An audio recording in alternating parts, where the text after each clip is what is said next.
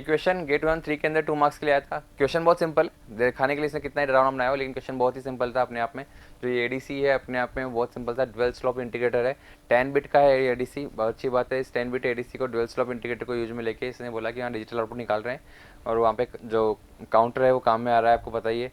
और सारी कहानी कैसे काम करता है इंटीग्रेटर की कहानी, ड्यूअल स्लोप इंटीग्रेटर की कहानी, वो तो आप जानते हैं। इसने ब्लॉक डायग्राम से थोड़ा समझाया और रफली, और इसने बस ये बोला है मेन चीज़ जो है कि assuming negligible timing over head of the control logic. जो कंट्रोलिंग अपन कर रहे हैं उसमें कोई भी टाइम नहीं लगता, क्योंकि आपको पता है कि यहाँ पर ड्यूअल स्लोप इंडिकेटर के अंदर पहले तो पूरा का पूरा ये अपना आउटपुट निकालेगा, और उसके बाद जब ये रेफरेंस इनपुट की तरफ शिफ्ट होगा तो उसके अंदर कन्वर्जन टाइम कुछ भी नहीं होना चाहिए।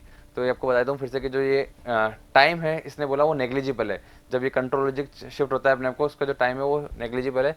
तो बस आपको बस ये जानना है कि maximum frequency of analog signal that can be converted using ADCs approximately.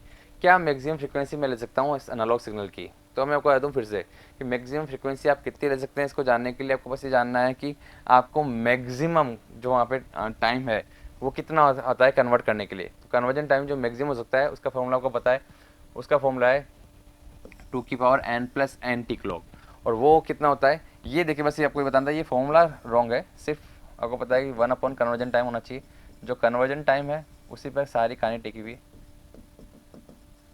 तो मैंने ये क्वेश्चन सिर्फ इसलिए लिया था क्योंकि इसने ये चीज़ रॉन्ग लिखी थी। सिर्फ 1 कन्वर्जन टाइम होना चाहिए था। और कन्वर्जन टाइम कितना है, मैक्सिमम कन्वर्जन टाइम आप बस यहाँ पे ले लीजिए कि मैक्सिमम कन्वर्जन टाइम कितना हो सकता है। तो 2n तो है ही, और आपको पता है प्लस अगली जो n क्लॉक है वो मैक्सिमम कहाँ तक आ सकती है? तो सर वो भी मैक्सिमम 2n तक हो सकती है। तो 2n+2n t क्लॉक हमने देखा है पूरा का पूरा लॉजिक ड्यूअल स्लोप इंटीग्रेटर का। तो वहाँ पर हमने देखा था कि जो क्लॉक से मैक्सिमम कितनी हो सकती है, तो मैक्सिमम हो सकती है सर वो 2n+1 टी क्लॉक उसमें लग सकती है, मैक्सिमम है। तो यानी कि फ्रिक्वेंसी की अगर हम बात करें तो हम फ्रिक्वेंसी पे हम कमेंट कर सकते हैं कि फ्रिक्वेंसी हमको मतलब ये आपका अगर मैक्सिमम है तो मिनिमम जो कन्वर्ट करने के लिए जो टाइम चाहिए वहाँ पे वो कम से कम मिनिमम इतना तो होना चाहिए। यानी कि अब जो कन्वर्ट करने के लिए जो फ्रिक्वेंसी है वो मैक्सिमम इतनी होनी चाहिए, इससे कम है चलेगी। अब कह दूँ कि ये अलग अलग समझिए आप इसको। मैक्सिमम कन्वर्जन टाइम कितना है? 2n+1 T clock. ये मैक्सिमम कन्वर्जन टाइम है जिसको अगर आप वहाँ पे चेंज कर रहे हैं तो आपको पता होना चाहिए कि जो हम बात कर रहे हैं मैक्सिमम अलाउबल फ्रिक्वेंसी की, वो मैक्सिमम अलाउबल फ्रिक्वेंसी ये बोल रही है कि मैं कितनी जल्दी फ्रिक्वेंसी दूँ। तो मुझे पता है कि सर मैं ये चाहता हूँ कि जो मेरा मैक्सिमम कन्वर्जन टाइम है कम से कम मिनिमम उसको तो ऑपरेट करते रहने के लिए फ्रिक्वेंसी जो चाहिए मेरे को वो होनी चाहिए। तो यानी कि मेरे को जो मिनिमम टाइम चाहिए वो मैक्सिमम कन्वर्जन टाइम होना चाहिए किसका? इंटीग्रेटर का, ड्यूअल स्लोप इंटीग्रेटर का। तो जो मिनिमम टाइम मेरे को चाहिए वो कितना चाहिए? वो मुझे मिनिमम टाइम चाहिए, minimum time required equals to होना चाहिए जो मेरा वर्स्ट केस है, यानी कि maximum time allowed in dual slope. Dual slope के अंदर जो मैक्सिमम टाइम लग सकता है वो कितना लगता है? लगभग लगता है 2n+1 टी क्लॉक। ये मिनिमम टाइम रिक्वायर्ड है इसको फ्रिक्वेंसी को। तो आपको बता दो कि जो मैक्सिमम फ्रिक्वेंसी आएगी, ये अगर मिनिमम टाइम है तो फ्रिक्वेंसी कितनी आनी चाहिए? Maximum 1/2n+1 into T clock. 1/t clock कितना होता है?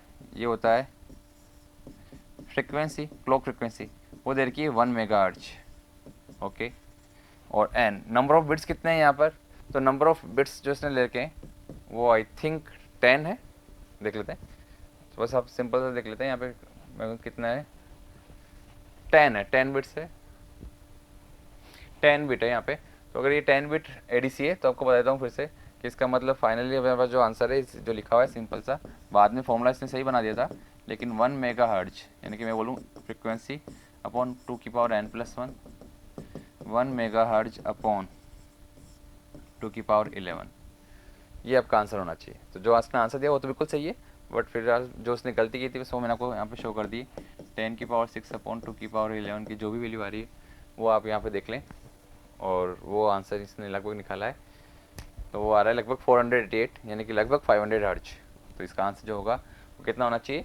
500 हर्ट्ज। आंसर बिल्कुल सही, बस जो बीच में इसने लैंग्वेज ली थी वो रॉन्ग थी, इसलिए मैं आपको समझाना चाह रहा था कि लैंग्वेज क्या होनी चाहिए। जो अपने क्लास में लिया है, क्लास नोट्स में ड्यूअल स्लोप का कैसे काम होता है उसको देखते हुए आपको पता है कि लैंग्वेज क्या होनी चाहिए, इसकी वो लैंग्वेज समझ में आ गई तो इसका आंसर क्लियर हो जाएगा। इसका आंसर है 500 hertz. Thank you. If you really like the video, please hit the like button, share the video, subscribe to our YouTube channel and press the bell icon for the latest updates. Thank you.